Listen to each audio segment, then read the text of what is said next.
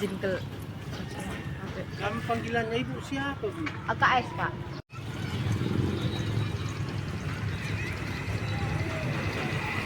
Halo, perkenalkan nama saya Agus Kristiani Semiring. Saya guru di SMP Negeri 3 Mardinding di Desa Losolu, Kecamatan Mardinding, Kabupaten Karo. Saya mau memperkenalkan sekolah saya di sekolah Kabupaten Karo. Nah, tugas saya mengenai diseminasi disiplin positif yang akan Bapak Ibu saksikan. Terima kasih. Oke, selamat siang, pagi menuju siang Bapak Ibu sekalian. Terima kasih atas kedatangannya di ruang guru yang indah ini. Di pagi hari ini saya mau berbagi baik di diseminasi budaya positif, ya. Sebelum kita mulai, ada baiknya sebagai makhluk yang beragama, mari kita berdoa menurut agama kita masing-masing. Mari doa dimulai.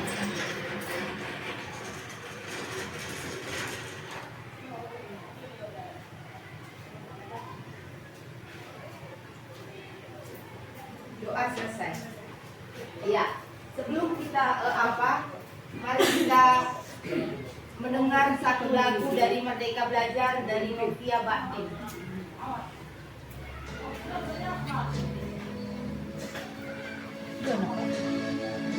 Wala budali hewa di sadena. Profil Pelajar Pancasila.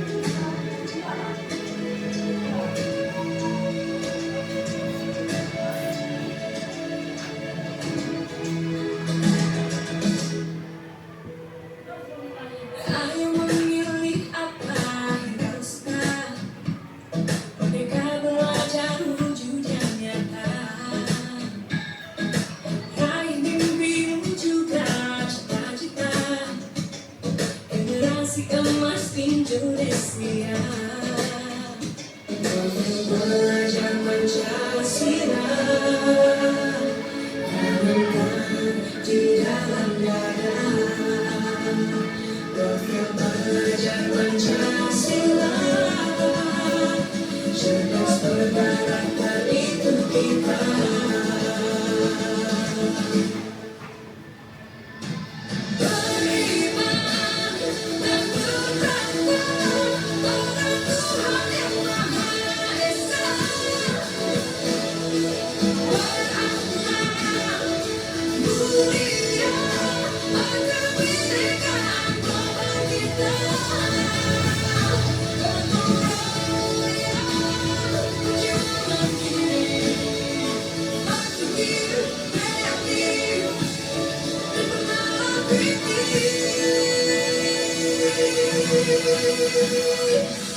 Perbedaan bukan suatu halangan untuk kita saling bergandeng tangan.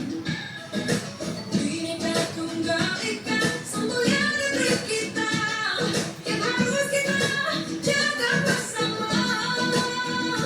Profil belajar Pancasila, tanamkan di dalam dada. Profil belajar Pancasila, cerdas berkarakter itu kita.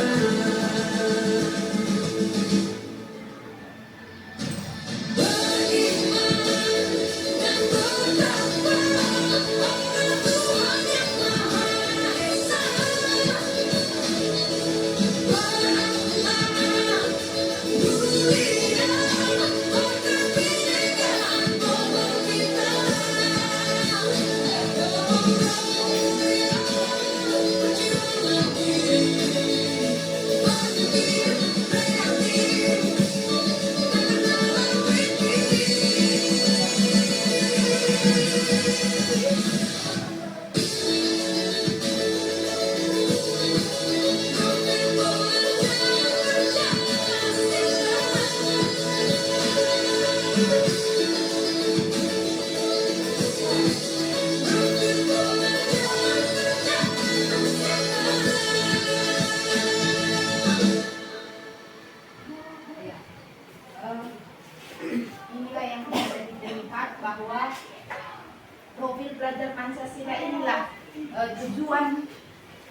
dari semua tujuan pendidikan. Itulah yang akan kita tanamkan kepada murid kita.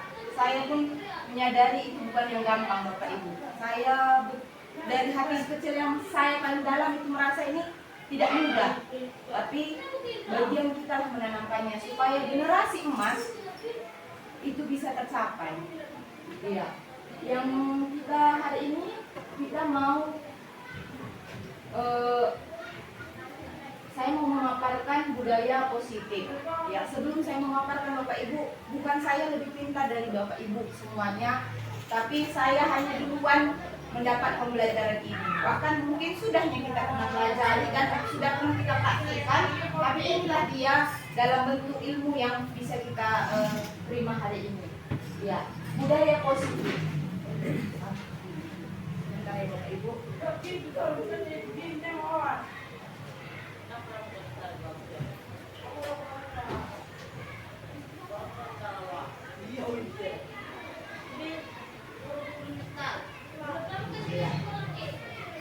Ya, pertanyaan pemantik. Iya. Apakah Anda setuju dengan hukuman? Iya. Apakah Bapak Ibu setuju dengan hukuman ini?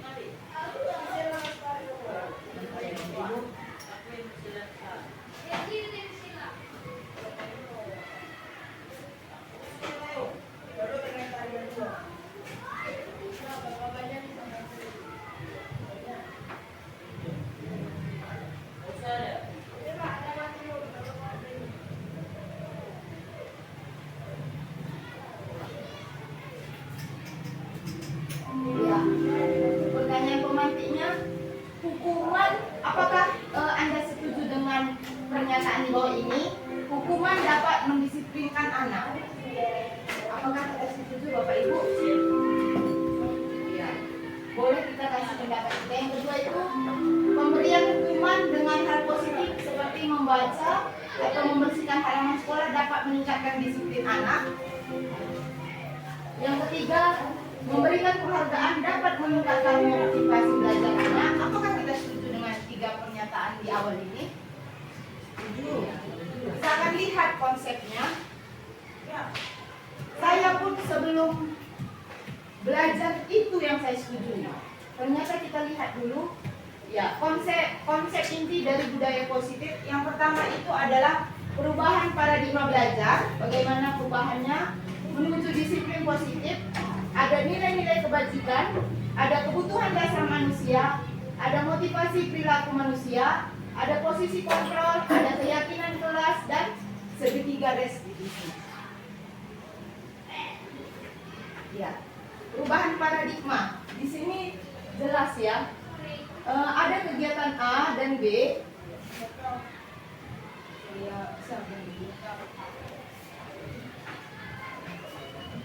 Nampak? Nampak.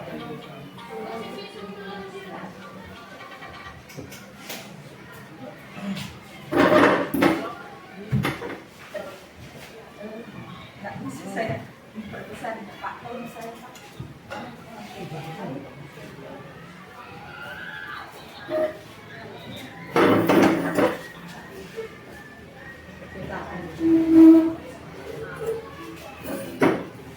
Oh iya, tenaga. Terima kasih. Gimana tadi? Oh iya. Ya, perubahan paradigma ya. Ya, bagaimana kita melihat dalam hal ini? Kegiatan kepalan tangan ya. Ada tangan kita, ada dua ya, A dan B. Tangan kita dan tangan teman kita. Nah, sobeklah secari kertas. Saya mau tunjukkan dulu. Ya, kita sobek secari kertas. Kemudian tuliskan nama bendanya.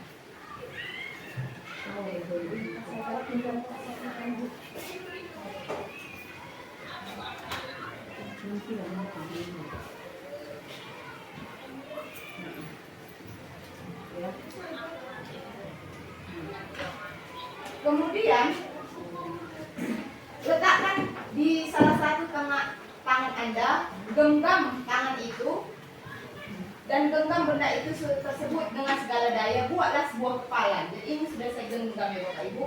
Teman Anda akan mencoba membuka sekuat tenaga dengan berbagai cara agar meminta Anda memberikan benda tersebut. Bisa membujuk ataupun mengancam, menghardik, bisa merayu, bisa menyuap, dan juga bisa agar bisa membuka tangan saya. Ini saya minta tolong Ibu GK. Ibu, bagaimana pun supaya bisa dibuka? Boleh?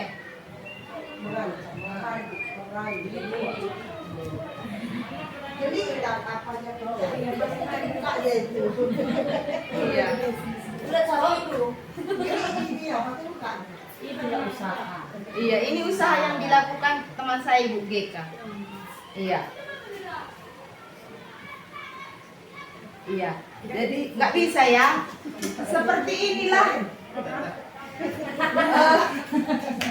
Ya, inilah apa kertas yang saya simpan ini. Saya simpan erat, tidak mau saya buka. Kadang kita terjadi sama kita seperti ini Bapak Ibu. Yang sudah pernah ada kita tahu, kita simpan erat.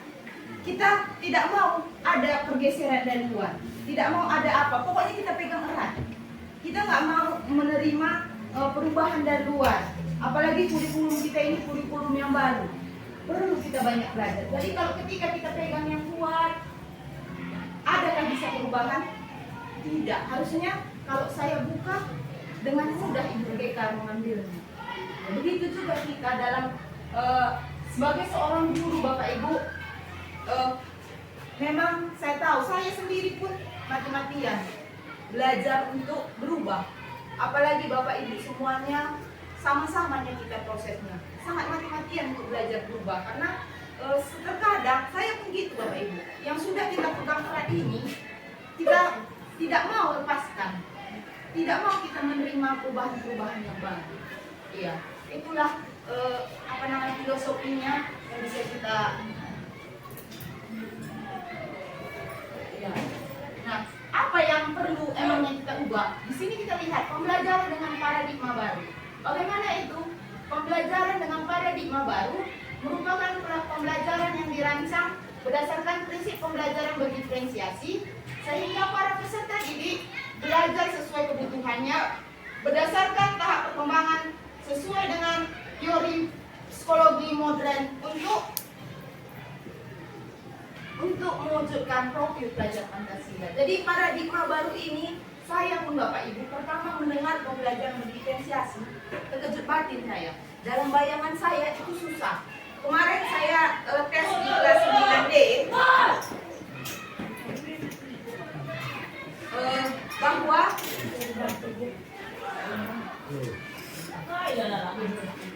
ya, jadi pembelajaran paradigma baru, bagaimana kita menuntun murid kita sesuai dengan kodratnya masing-masing, kodrat alam dan kodrat zamannya.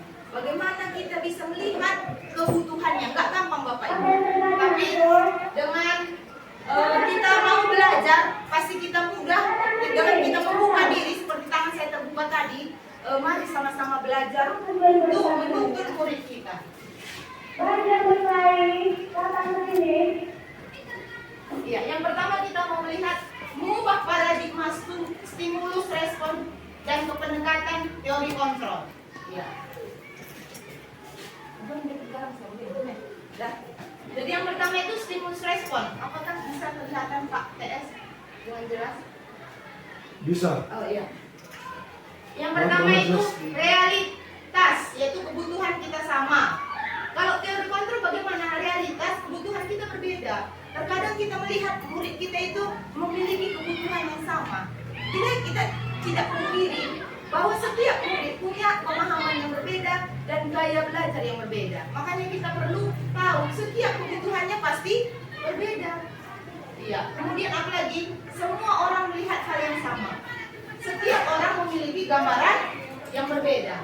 Ini yang kita lihat. Sebenarnya setiap orang memiliki gambaran yang berbeda. Yang selanjutnya kita mencoba mengubah orang agar berpandangan sama dengan kita. Iya. Saya seperti ini Bapak Ibu, mencoba mengubah pandangan orang. Sebenarnya nggak seperti itu.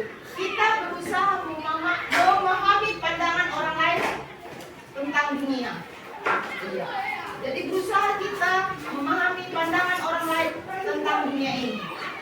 berbeda pandangan itu wajar-wajar saja. Itu dulu paling susah saya terima. Selanjutnya, perilaku buruk dilihat sebagai suatu kesalahan. Itu yang saya ada tekanan dalam hati saya. Itu dulu paradigma saya. Semua perilaku memiliki tujuan. Ini yang susah dulu saya tangkap. Selanjutnya adalah orang lain bisa mengontrol saya. Selanjutnya, hanya Anda yang bisa mengontrol diri Anda. Ini benar ya Bapak Ibu. Hanya kita lah yang bisa mengontrol diri kita sendiri. Saya bisa mengontrol orang lain.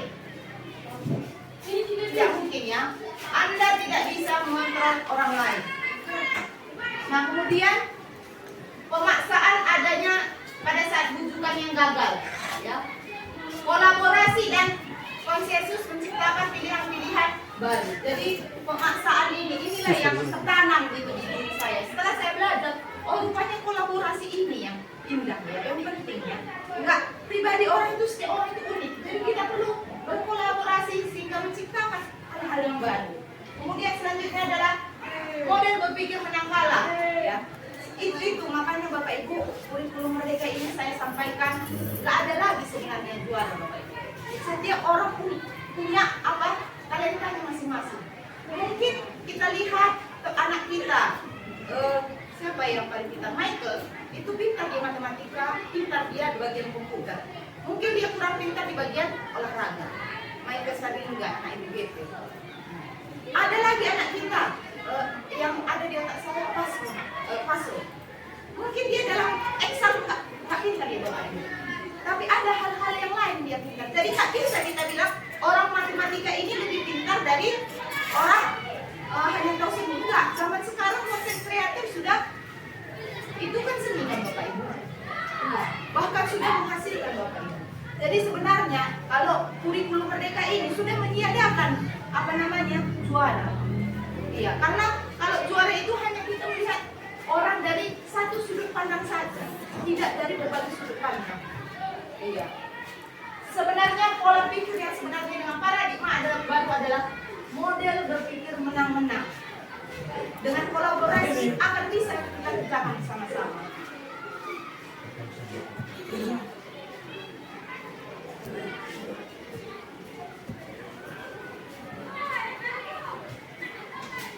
Iya.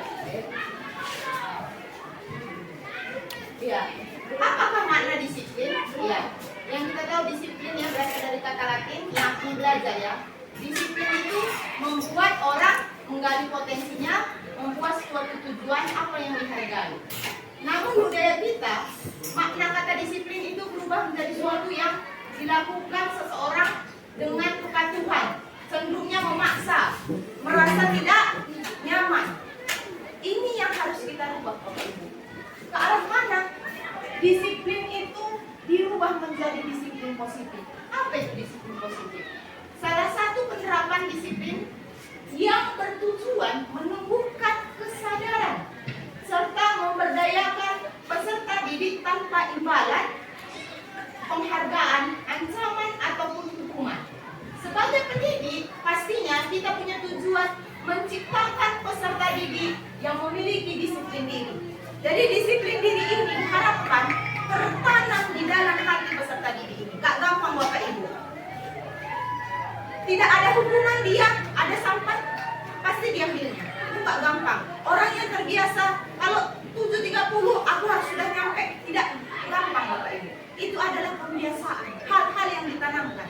Kalau dia dengan aku nanti datang sekolah 7.30 nanti dikasih hukuman, itu bukan kebiasaan, bukan dari dalam dirinya, tapi karena takut hukuman Bapak Ibu. Iya. Itulah disiplin positif, pembiasaan. Menumbuhkan kesadaran Bapak Ibu. Nah, bagaimana bisa menumbuhkan kesadaran? Inilah yang perlu kita bisakah kita lihat Bapak Ibu?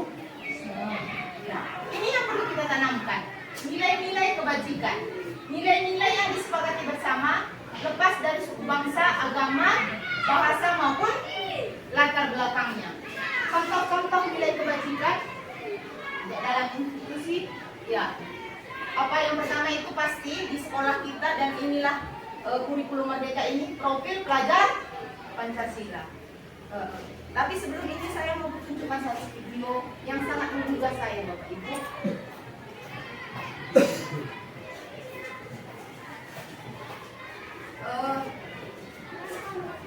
Memang tidak gampang menjadi seorang guru.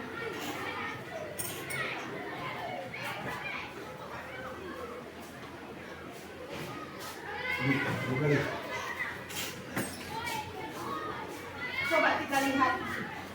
Inilah yang membuat saya terkadang berat ya Bapak Ibu. Merubah paradigma itu sangat berat.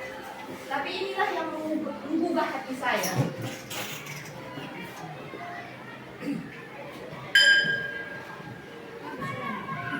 Memang iya.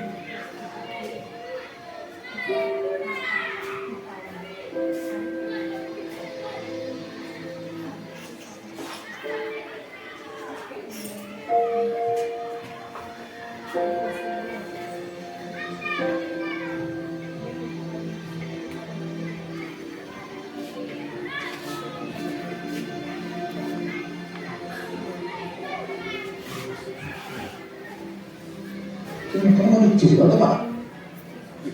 Kamu tak sekarang bapak udah saya loh Pak.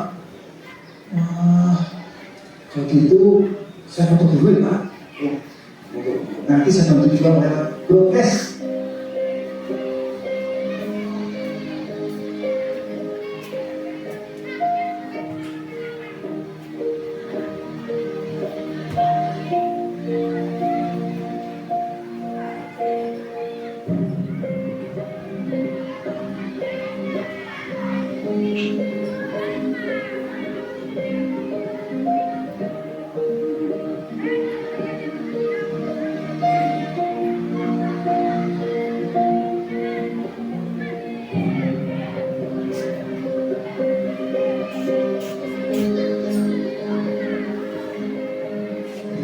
Selamat siang Pak. Selamat siang. Apa kabarnya Bapak sekarang?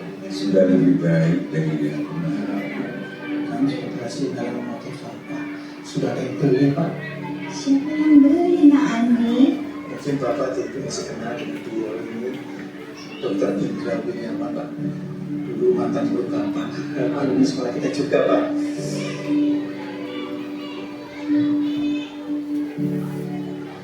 Terima kasih banyak.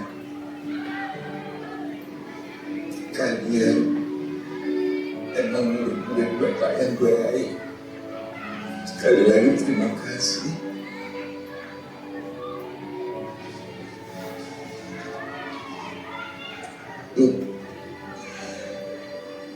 Ini banyak sekali.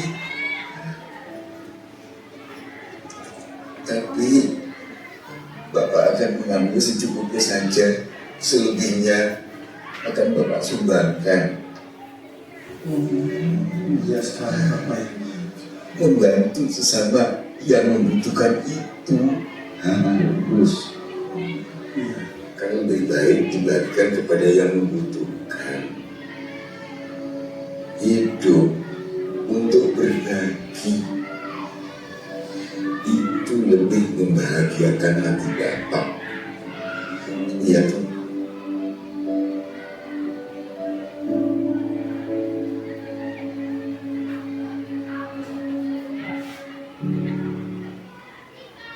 Adakah Bapak Ibu yang memberikan pendapat dari video kita barusan Bapak Ibu untuk memberikan berapa patah kata?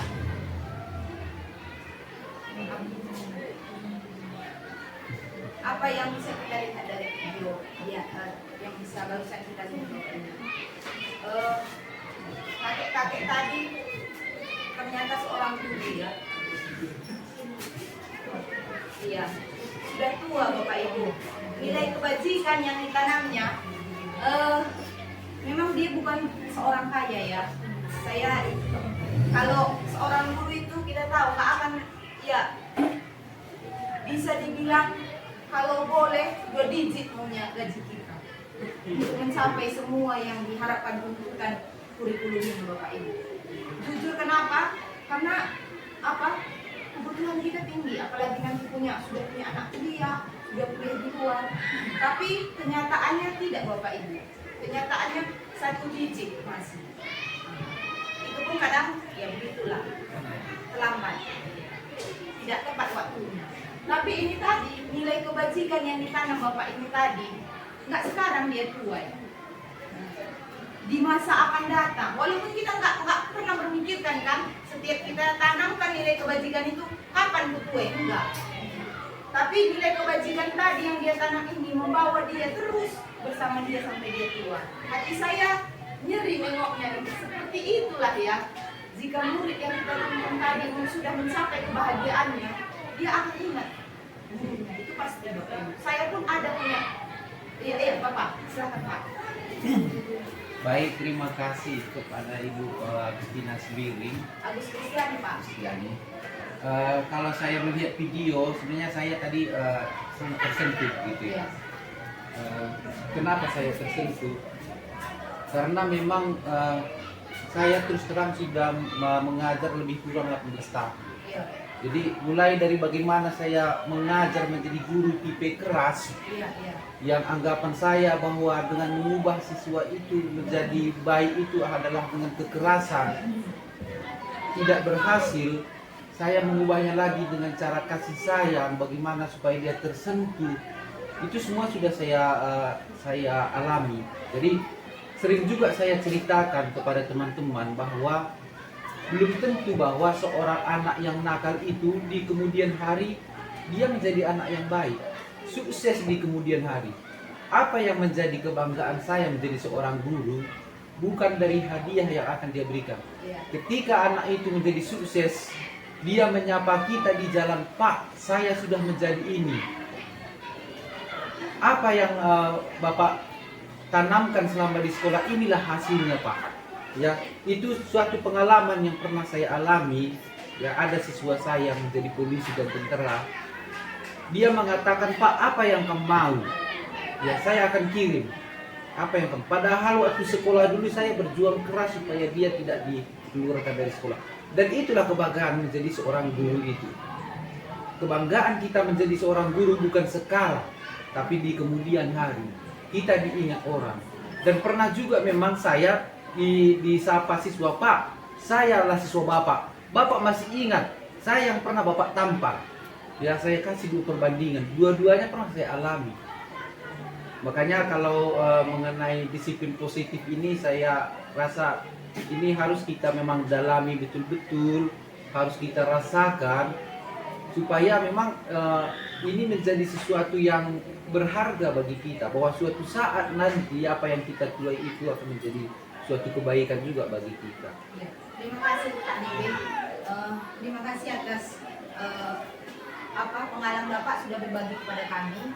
Ya, kami belum sampai segitu pengalaman kami mengajar, tapi itulah seperti saya bilang, saya sadar menjadi seorang guru ini adalah bukan pekerjaan yang gampang Bapak Ibu. Kalau di depan laptop kita, laptopnya nakal, kita pukul, laptopnya diam aja. Manusia kita pukul Bapak Ibu, kalau tidak tepat kita mendidik mereka, itu ada hasilnya. Jadi inilah tugas kita menjadi seorang guru. Kita balik ke sini, menanamkan nilai-nilai kebajikan. Sebenarnya proyek kita sebenarnya seperti yang dibilang Pak MDP, kami sudah berbicara sama Pak MDP sama Pak DB, bukan hasilnya yang paling utama, prosesnya bagaimana menanamkan beriman, bertakwa pada Tuhan Yang Maha Esa, berakhlak mulia. Seperti kita mau melakukan itu proyek kita gaya hidup berkelanjutan. Bagaimana dia berakhlak mulia terhadap lingkungannya, bagaimana dia bergotong royong untuk mengangkat sampah. Itu yang susah Bapak Ibu. Iya, bukan karena keranjang sampah dari apa, itu hanya hasil prosesnya. Ini yang perlu ditanamkan. Bagaimana dia walaupun tak disuruh angkat sampah, dia angkat sampah itu PR besar bagi kita. Bagaimana dia berkreatif, menghasilkan kreatif dan bernalar kritis. Ini PR besar. Jujur saja disiplin positif ini mengajarkan saya dulu belajar disiplin positif Bapak Ibu. Nah, kemudian pasti ada toleransi, rasa hormat dan selanjutnya Bapak Ibu.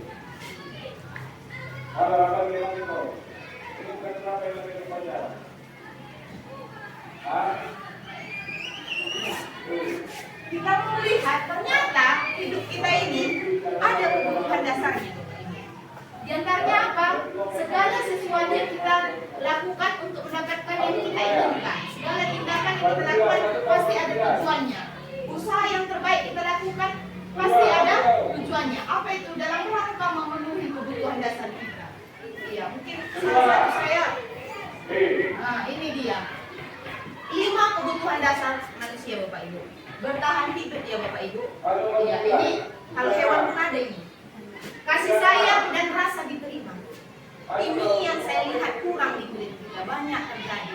Karena latar belakang kulit kita ada beberapa bagian yang broken home Bapak Ibu. Kasih sayang dan rasa diterima ini terkadang dia tidak terjadi samanya. Makanya kadang kenapa ya bisa sianu ini begini? Inilah yang kurang dari diri mereka. Saya pun belajar Bapak Ibu. Kalau enggak saya orangnya emosional sama Tuhan. Kalau lihat kesalahan, maunya saya apa yang mau saya kasih hukuman? Ternyata ini kasih sayangnya dia kurang. Apalagi penguasaannya, harga dirinya, keinginan untuk dianggap, ya, prestasi diakui dan didengar. Selanjutnya adalah kebebasan Bapak Ibu. Bagaimana dia bebas memilih pilihannya masing-masing. Terkadang kalau saya mengalami ini kebebasan ini kurang. Bapak saya dulu otoriter. Harus begini, harus begini, harus begini. Yang terakhirnya kesenangannya humor. Yang biasanya Pak Tes ini yang paling senang humor itu. Guru paling humoris di SMP 23 itu Pak Tes itu. Dan antusias dan tertawa. Ini Pak Tes sering membuat kita tertawa. Nah, selanjutnya adalah motivasi perilaku manusia. Ya. Untuk menghindari ketidaknyamanan dan hukuman, inilah kita sebut dengan motivasi ekstrinsik Bapak Ibu. Motivasinya ekstrinsik itu yang dari luar, eks kan dari luar, ini di dalam itu bahasa Inggrisnya. Jadi kalau motivasi ekstrinsik masih mereka apa ya? Mereka hanya takut hukuman, merasa tidak nyaman dapat hukuman, ataupun mereka melakukan suatu karena imbalan. Saya sudah pernah lakukan itu Bapak Ibu. Saya kasih permen gitu ketika bisa menjawab kuis. Tapi bukan itu yang dituntut. Yang dituntut ini adalah motivasi intrinsik dari seorang siswa itu. Bagaimana dia menjadi orang yang diinginkan dan menghargai dirinya sendiri dengan nilai-nilai yang mereka percayai. Mereka percaya bahwa 7.30 itu sebelum 7.30 harus sudah nyampe. Itulah motivasi intrinsik. Saya pun belajar untuk diri saya Bapak Ibu. Karena saya sering lemah, mulai lesu. Tapi bagaimana menanamkan motivasi intrinsik? Tidak mudah Bapak Ibu. Dalam hati saya kapanlah ini bisa terjadi? Ini PR-nya bukan 5 hari, 2 bulan, selesai. Tidak, bertahun-tahun Bapak Ibu. Inilah yang mau kita apain.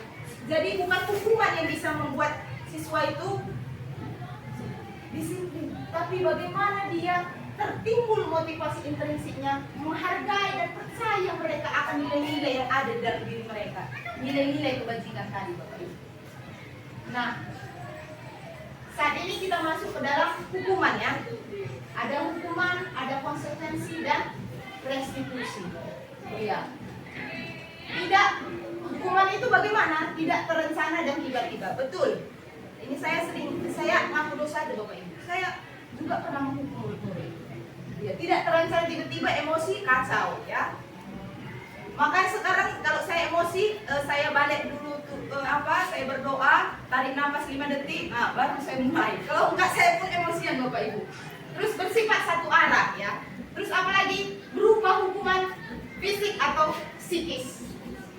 Yang selanjutnya adalah konsekuensi. Nah, ini bedanya konsekuensi. Dia terarah. Tadi hukuman tidak terarah. Disepakati sesuai dengan peraturan. Murid tetap dibuat tidak nyaman. Sikap guru selalu monitor. Iya, memonitori murid. Jadi terencana dia konsekuensinya. Ini yang perlu kita tanamkan Bapak Ibu. Bukan hukuman, tapi konsekuensi. Dan apa yang untuk membuat konsekuensi bagaimana? Jika ada masalah, inilah istilah baru yang saya dapatkan, restitusi. Apa itu? Proses menciptakan kondisi murid untuk memperbaiki kesalahan. Gak ada kan manusia sempurna Bapak Ibu. Dari orang sukses itu pun dari gagal dulu menjadi sukses. Jadi inilah yang harus kita ciptakan kepada murid-murid kita Bapak Ibu. Untuk memperbaiki kesalahannya, gak gampang. Memunculkan motivasi intrinsik untuk memperbaiki kesalahan tidak gampang Bapak Ibu. Tapi inilah tugas PR kita bersama. Apalagi proses kolaboratif, mengajarkan murid untuk mencari solusi sendiri. Kita kolaborasi dengan murid itu, apa solusinya? Nanti kita praktekkan ini. Nanti saya sama Pak MDP mempraktikkannya ke depan Bapak Ibu. Kalau ada bisa murid kita apa ini? Ini ada juga videonya. Nah, konsekuensi itu seperti apa Bapak Ibu? Iya. Jadi dalam konsekuensi ini perlulah kesepakatan ya. Makanya kita ada rata-rata kelas sudah buat keyakinan kelas masing-masing.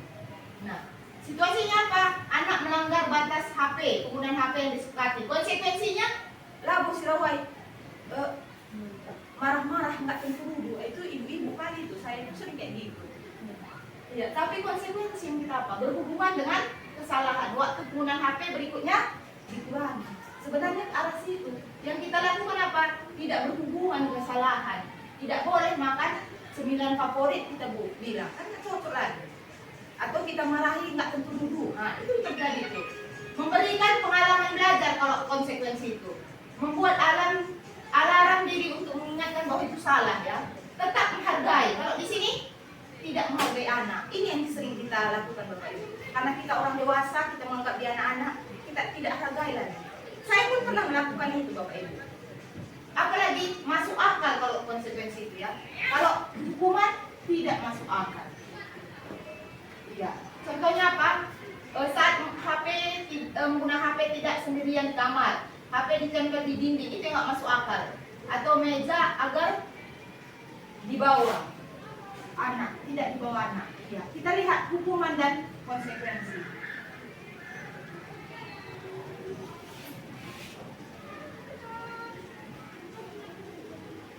Sebenarnya ada apa saya di sini.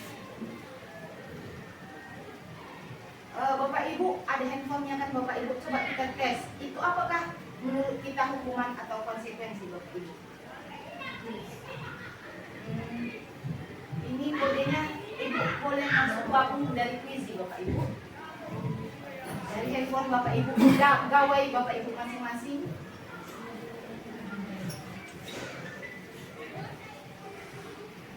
Maaf ya. Oh iya. Maaf.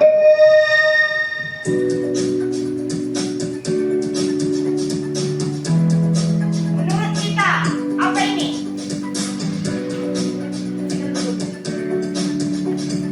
Hukuman. Atau kita bagikan aja apanya? Bagikan aja ya. Biar pribadi-pribadi ya.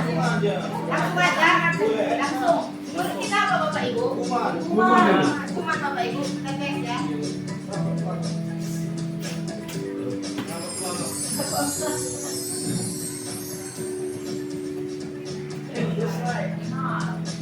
Menggantikan kertas termasuk hukuman atau konsekuensi Bapak Ibu?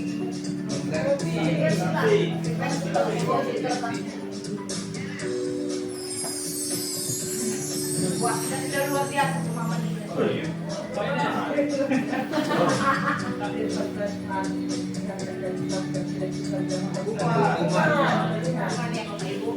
Pemahaman kita sudah luar biasa Bapak Ibu.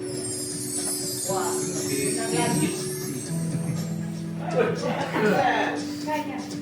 Yoga.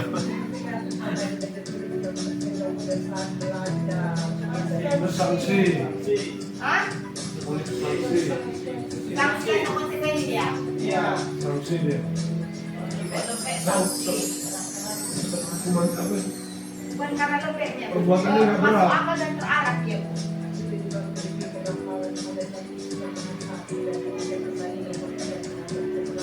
Ini hukuman.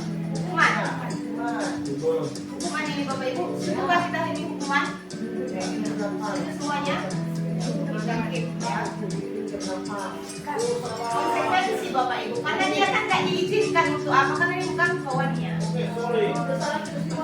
Sorry katanya Bapak Ibu.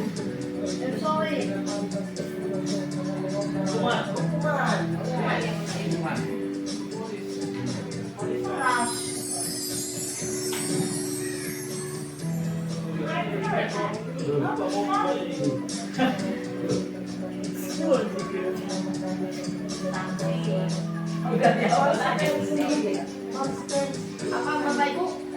Sanksi ya. Setuju kita semua ya.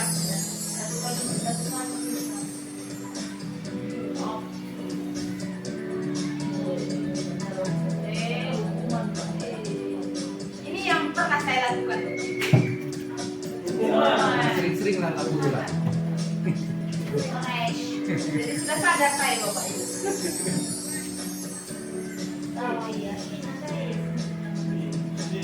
Lari keliling.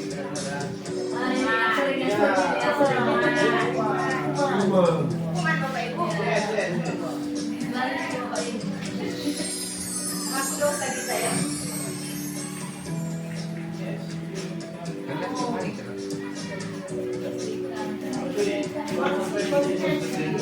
Apa? Konsekuensi. Video.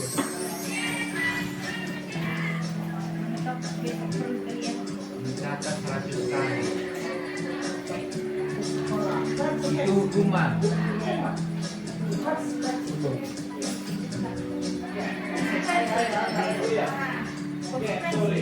Karena dia menyadarkan dia supaya jangan terlambat. Kalau kita sudah lihat baru oke, terima kasih. Itulah ya. Dari pemahaman kita saya lihat bagus hukuman dan konsekuensi. Saya pun pernah melakukan hukuman itu Bapak Ibu. Jadi sebenarnya ke arah positif, ke arah konsekuensi maunya kita bawa. Nah, ini restitusi ya. Saya mau bagikan. Tolong bantu saya Ibu. Bagikan ini 2 lembar supaya sama-sama kita bisa merestitusi murid kita. Saya pun belum sempurna Bapak Ibu. Sama-sama kita belajar. Ini 1 orang. Jadi 2 lembar. 1 orang 2 lembar. 1 iya 2 lembar. Enggak itu 1. Itu 1.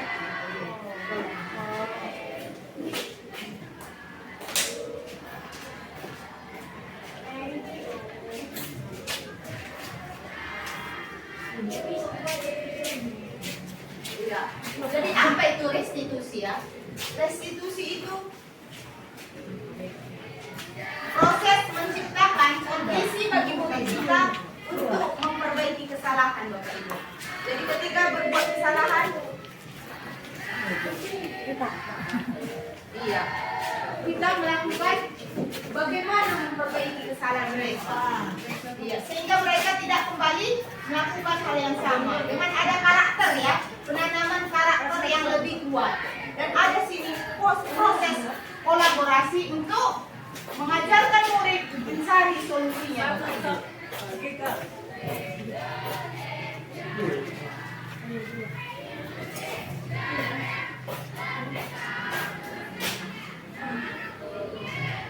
Ya, ciri-ciri dari restitusi itu sendiri, yang pertama itu bukan menebus kesalahan Bapak Ibu, tapi belajar dari kesalahan. Ya, Pak Eki selalu bilang sama saya itu, belajar dari kesalahan ya. Yang kedua, memperbaiki hubungan. Iya. Yang selanjutnya adalah tawaran, bukan paksaan. Iya. Selanjutnya adalah restitusi, menuntut melihat ke dalam dirinya. Yang kelima, mencari kebutuhan dasar. Kenapa si murid ini tadi bisa melakukan hal ini? Harus kita tahu kebutuhan dasar yang mana yang tidak terpenuhi. Iya. Yang keenam itu fokus pada karakter bukan tindakan. Yang kita tanamkan karakternya dengan nilai-nilai kebajikan tadi Bapak Ibu. Yang selanjutnya adalah fokus pada solusi. Kemudian restitusi, mengembalikan murid yang berbuat salah pada kelompoknya.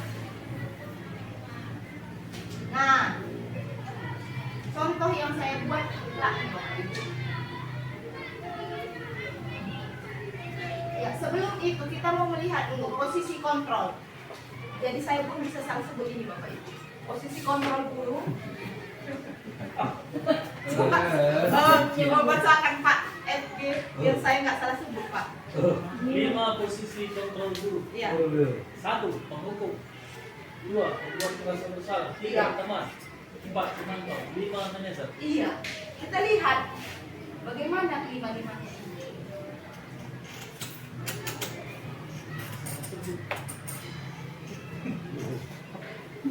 Ah, ini kita lihat yang pertama kasusnya Bapak Ibu. Siswa tidak pakai atribut saat upacara bendera. Hormat pada bendera selama 1 jam. Ini posisi apa? Menurut Bapak Ibu sebelum kita masuk apa? Penghukum katanya ini, ya betul, penghukum ya. Tadi penghukum, pembuat rasa bersalah, teman, pemantau atau manajer. Penghukum ya. Kalau ini berapa kali Bapak harus bilang? Kamu selalu saja mengecewakan Bapak Ibu. Yang mana menurut Bapak Ibu? Iya, pembuat rasa bersalah. Iya. Terus ini Bapak Ibu, siswa tidak pakai atribut saat upacara bendera. Ayo dong, ikut dia turun sekolah, itu teman itu, ayo dong. Hah? Sebagai teman ini ya. Kalau yang ini Bapak Ibu, kamu sudah melanggar.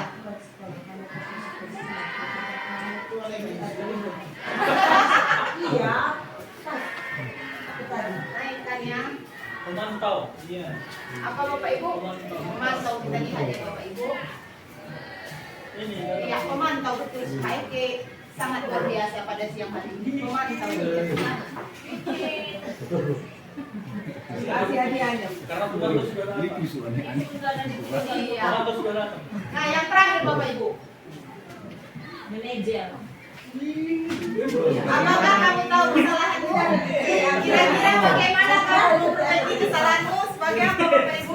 Manajer. Iya, betul. Sebagai manajer Bapak Ibu. Kasih Ya. hapus. Dengan satu lagi. Iya. Ibu MS menyala hari ini. Luar biasa. Fokus dia. Terlalu fokus. Iya. Posisi kontrol apa? Kontrol. Saya sangat itu adalah pertanyaan saya. Bapak MG adalah yang baca. Salah sebut saya bisa seleo bidang saya. Membuat rasa bersalah itu. Iya, membuat rasa bersalah. Yang ini Bapak Ibu. Kamu tidak perlu benar melakukan. Iya. Merasa bersalah. Iya. Ini.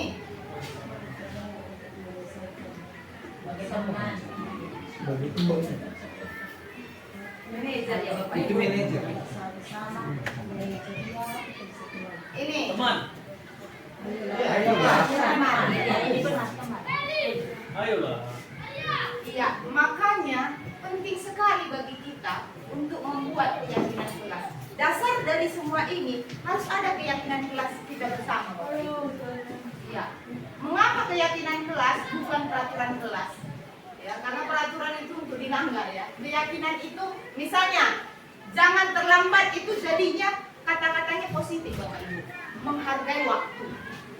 Itulah keyakinan kelas. Enggak lagi kata-kata negatif.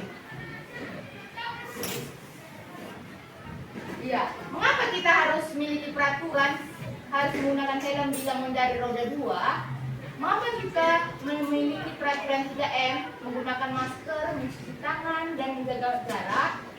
Mengapa kita harus datang tepat waktu pada saat pelatihan? Untuk mendukung motivasi intrinsik, kembalilah keyakinan kelas. Jadi mungkin kelas yang belum ada keyakinan, segeralah Bapak Ibu supaya kita sama-sama bisa menanamkan nilai itu. Itulah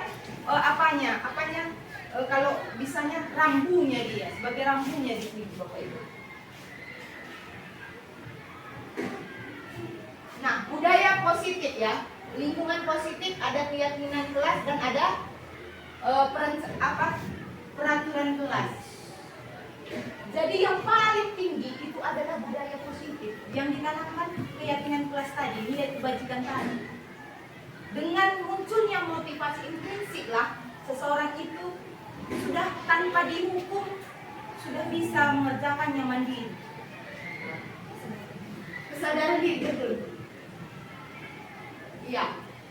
Ini kesepakatan kelasnya Bapak Ibu. Ya tidak lagi dengan kata jangan ya Bapak. Jangan datang terlambat. Rupanya saya tuh salah dulu pernah buat. Jadinya datang tepat waktu, menggunakan salam, menjaga kebersihan sekolah, berdoa dan sebelum dan sesudah kegiatan aktif dalam pembelajaran. Seperti inilah bentuk keyakinannya Bapak Ibu. Bukan kata negatif ya Bapak Ibu. Ataupun kami dan guru dan murid saling menyayangi. Kami murid yang semangat belajar, kami murid peduli dengan teman. Nah, peduli dengan teman itu kan tidak membuli, tidak mengejek, udah masuk ke dalam sana. Jadi kata-kata positif lah kita buat untuk keyakinan kelas kita Bapak Ibu.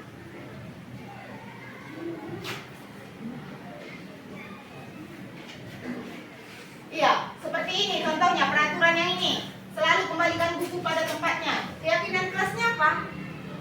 Nilai kebajikan tanggung jawab ke arah situ. Jadi sudah luas dia. Bukan aja kembalikan buku tapi buang sampah pun kan tanggung jawab. Dilarang mengganggu orang lain. Menghormati orang lain. Terus apa? Menghormati orang apa? Hadir 15 menit sebelum belajar dimulai. Menghormati orang lain. Itulah contohnya. Kalau peraturannya dilarang melakukan kekerasan, keselamatan dan menghormati orang lain. Peraturannya dilarang menggunakan narkoba, kesehatan. Bergantian mengganggu diri lain, menghormati orang lain. Jadi kata-kata positif yang kita gunakan.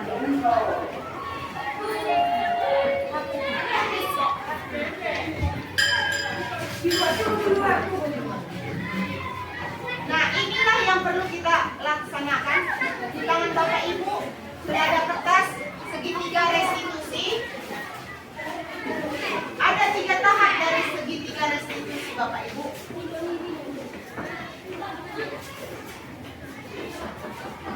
Ya nak apa lagi?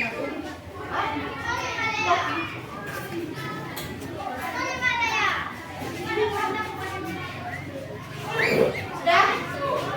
Yang pertama apa lagi nanti? Ada lagi?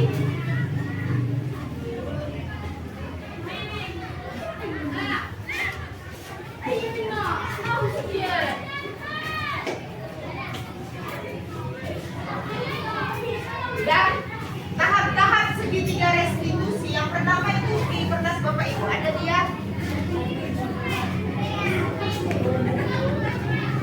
Menstabilkan identitas ya. Iya, menstabilkan identitas pada guru apa itu? Iya, ini ada tahapannya Bapak Ibu. Ini apa? Kasus segitiga restitusi pada guru. Yang pertama apa? Menstabilkan identitas Bapak Ibu. Inilah contoh kata-katanya. Berbuat salah itu tidak apa-apa, tidak ada manusia yang sempurna. Saya ingin mencari solusi dan permasalahan ini. Baru apa langkah kedua?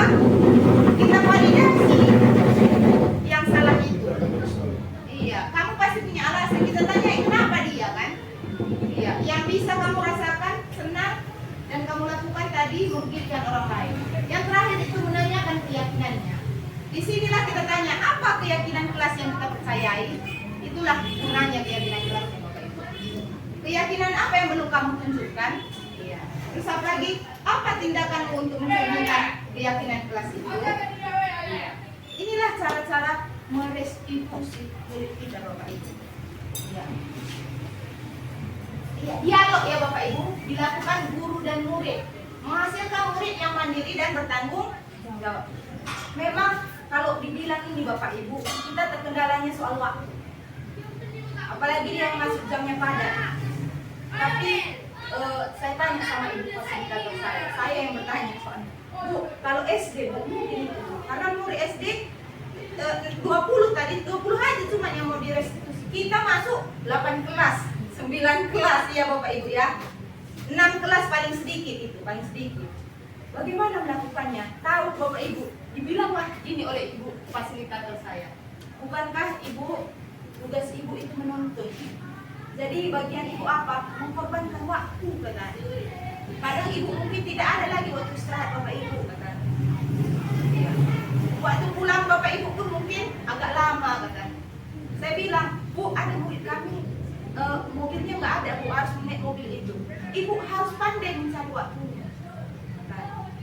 itulah makanya saya pun akui Bapak Ibu. Saya pertama-tama bikin, betulnya ini saya pikir. Saya aja pun bertanya. Tapi setelah saya berproses ini, ada nilai kebaikannya ya gitu. Ada saya dapat poinnya Bapak Ibu. Nanti kita bisa dipraktikkan bersama-sama. Ini menstabilkan identitas seperti yang tadi apa? Berbuat salah itu wajar, tak ada yang sempurna ya. Ya bisa kita lihat dari kertas kita Bapak Ibu. Terus validasi tindakan yang salah. Pasal tadi dan pasal karena udah divalidasi Bapak apa? Udah dibikin restitusi Bapak, dia pula Paslo ya. Itu tadi paslo. Terus menanyakan keyakinannya yang terakhir Bapak Ibu. Inilah sebenarnya ketika siswa kita melakukan kesalahan. Ini seharusnya, tapi saya bilang ini tadi berat ini. Ya maka kita terapkanlah budaya positif. Ini saya coba, ini belum sempurna Bapak Ibu, tapi saya coba. Siapa itu? Siapa? Si Wanda. Peraih angin.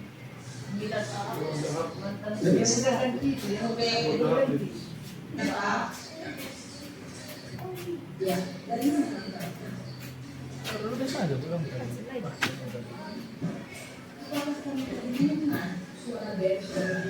Suara namis. Apa sebenarnya? Suara na pegangan. Oh kurang kuat ya. Kenapa kamu tidak bilang?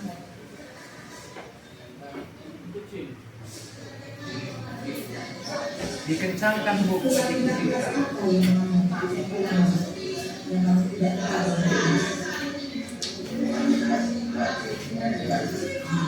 Seharusnya kamu ada waktu. Betul kan? Bagaimana kita menjadi seseorang yang sangat kalau kita tidak pernah menghargai waktu? Menurut kita tidak menghargai waktu. Nah, menjadi orang sukses apakah perlu disebut dan menghargai waktu? Apa yang cita-citanya? Tentara itu tentara itu identik dengan apa? Disiplin, waktu. Jadi untuk mencapai tentara kamu belajar menghargai waktu. Ya. Apakah kamu sadar atas kesalahan ini? Apakah kamu mau mengulanginya kembali? Tidak. Jadi apa solusinya? Apa yang akan kamu lakukan supaya itu tidak terjadi kembali?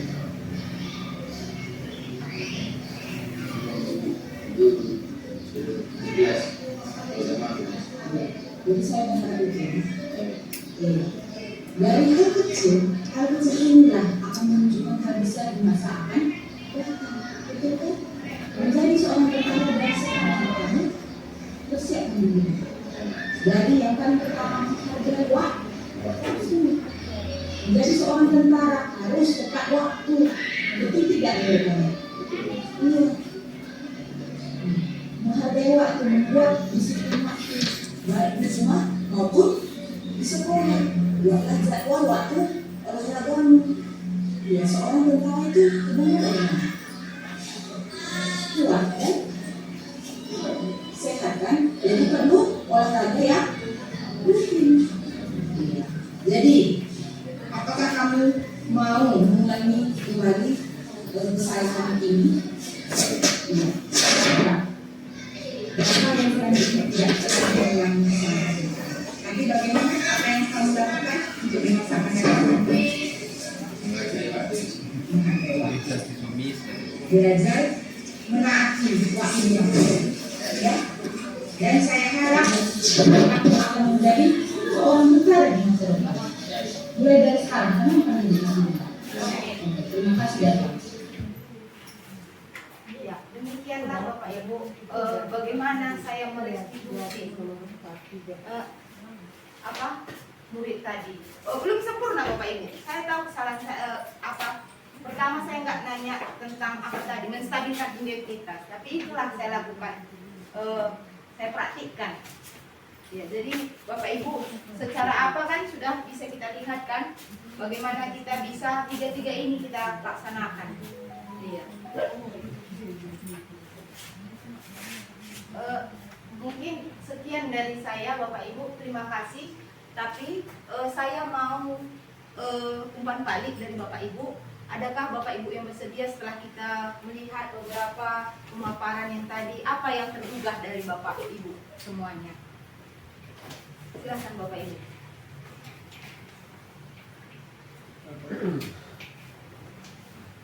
Apa yang tergugah di dalam Dari depan lah, dari depan. Di belakang.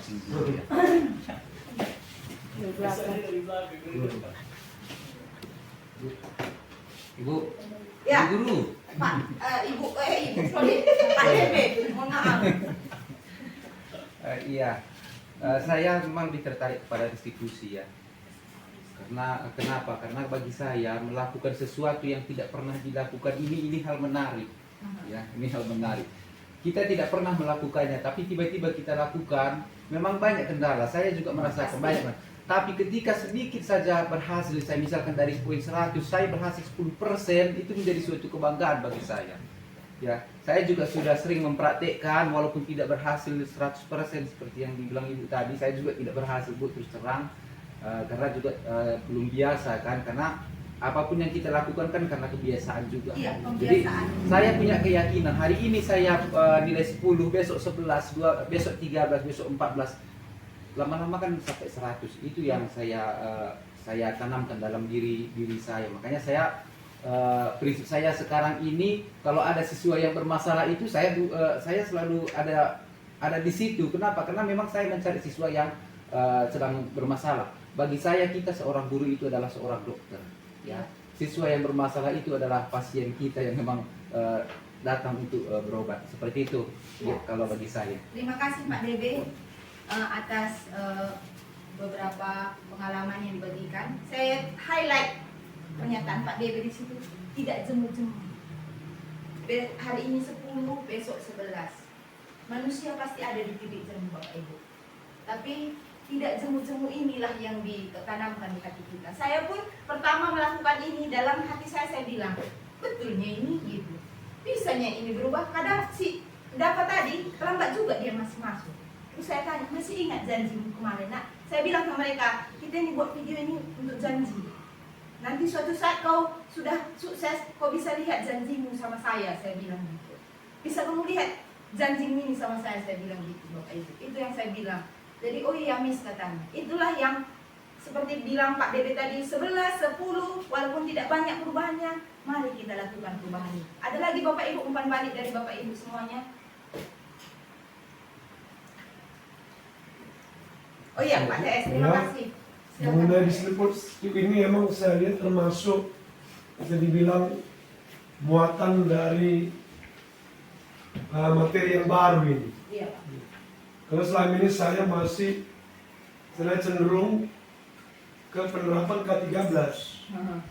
Jadi saya melihat dari sini ada nanti gunanya ya untuk kedepannya, karena terjadi namanya dua sisi yang berbeda ini. Selama ini siswa yang tidak disiplin kan kita tidak disiplin. Sekarang dengan disiplin positif nanti siswanya betul disiplin, guru yang betul disiplin. Amin. Ya, sebagai pendidik. Nah, dari sini bisa juga saya lihat dari institusi ini ada satu hal yang menarik, bahwa saya siswa itu nanti sudah diarahkan bagaimana dia untuk berperilaku yang betul-betul ya positive thinking. Ya. Artinya dia sudah tidak lagi disiplin itu disiplin yang dibuat-buat. Ya. Sudah betul-betul dia positif.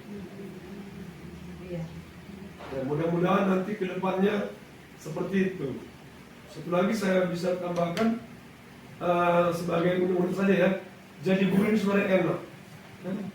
Saya pribadi sudah merasakannya ya kan, Pak Diego yang sebaya senior itu ya, Pak, ya. yang tak lama lagi pensiun ya. Itu kemana-mana nanti kita kan bisa serba gratis. Oh iya Pak. Nah, Rewardnya itu ya Pak ya. iya, naik ke bandara ya, naik ke pesawat sebenarnya. Itu bisa nanti ya, kita ada nanti temukan itu mantan murid kita bisa setengah bayar. Iya. Naik kapal bisa setengah bayar. Dan sudah saya rasakan. Udah pernah terjadi. Amin. Sudah. Mudah-mudahan Makanya Itulah guru Iya. nilai kebajikan yang ditanam. kita tahu dari sini ini ya polisi kita supaya kedepannya kita selalu diingat dan dikenal, Iya. ya kan? Bahwasanya guru saya itu sudah memberikan pada saya kata si murid ya kan, kata si siswa kita ini, yaitu transformasi ilmu yang bagus, Iya. ya kan? Yang menuju nanti ke depannya menjadi apa namanya itu? Student gold, ya artinya siswa emas. Murid. Ya, Iya, itu generasi emas. Pak. iya ya saya kira ya generasi emas lah. Ya saya kira hanya demikian saja. Terima kasih Pak Bisa saya TS. berikan masukan. Ini sangat luar biasa Bapak ini sudah lama mengajar, jadi sudah dia petik buah-buah nilai kebajikan yang dia tanam. Ada lagi Bapak Ibu yang memberikan umpan balik, mungkin 2 orang lagi dari kita Bapak Ibu.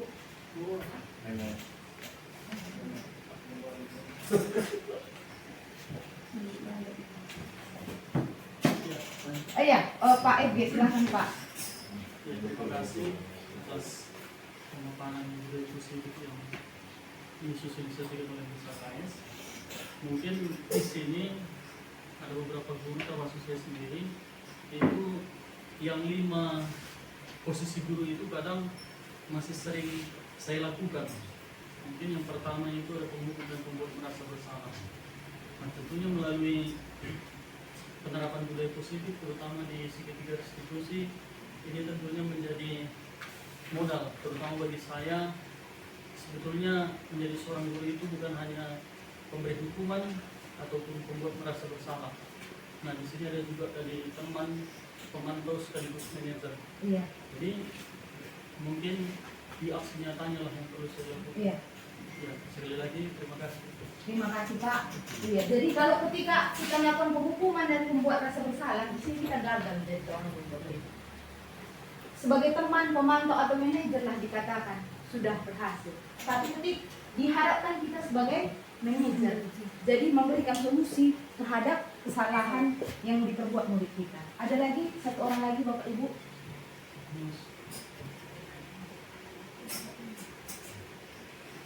Oh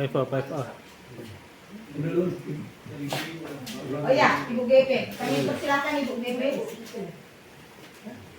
Udah, silakan. Terima kasih juga Miss atas pemaparannya hari ini. Khusus untuk saya di dalam memberikan hukuman tadi kepada siswa bahwa yang ditekankan kepada kita kalau bisa kita jangan memfokuskan pada hukuman tapi memberikan sanksi atau konsekuensi. Iya. Tapi kadang kan Miss kita lihat posisi anak-anak memang betul seperti yang dibilang Pak DB, jangan jemu-jemu kita untuk berupaya untuk mendisiplinkan, membudayakan budaya positif ini. Tapi kadang ada 1-2 gitu anak kita juga Miss, sudah mulai juga saya upayakan seperti yang Miss bilang tadi, kita berikan berupa sanksi atau konsekuensi.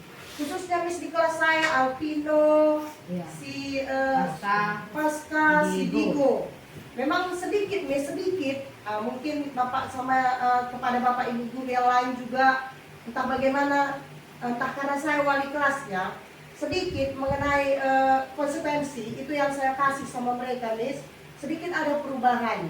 Nah, tapi ada juga 1-2 anak-anak Miss, kita buat pun seperti itu, nggak jalan. Iya. Jadi kadang dia cenderung sudah naik darah tinggi kita, Iya. balik lagi kita ke hukuman. Iya. Iya, betul Bapak Ibu. Melihat situasi dan keadaan. Jadi betul kita memang guru ini tidak sempurna. Iya. Melihat keadaan kadang apa juga dengan bagaimana kondisi pikiran kita Miss. Tapi mulai dari sini kita upayakanlah, mari kita berikan, kita tekankan pada konsekuensi atau sanksi daripada memberikan hukuman. Hanya itu aja Miss. Terima kasih. Terima kasih atas beberapa pemaparan dari Bu GP. Ya, saya highlight, saya tutup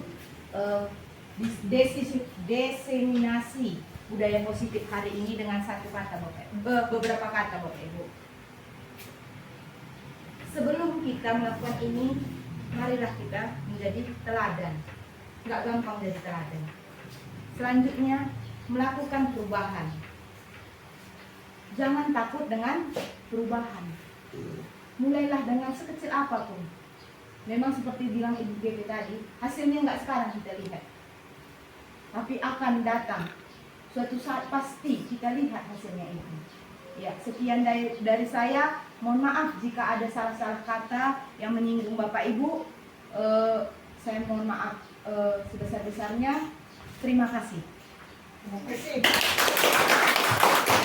Jujur inilah Bapak Ibu. Makan. Ya itu kuenya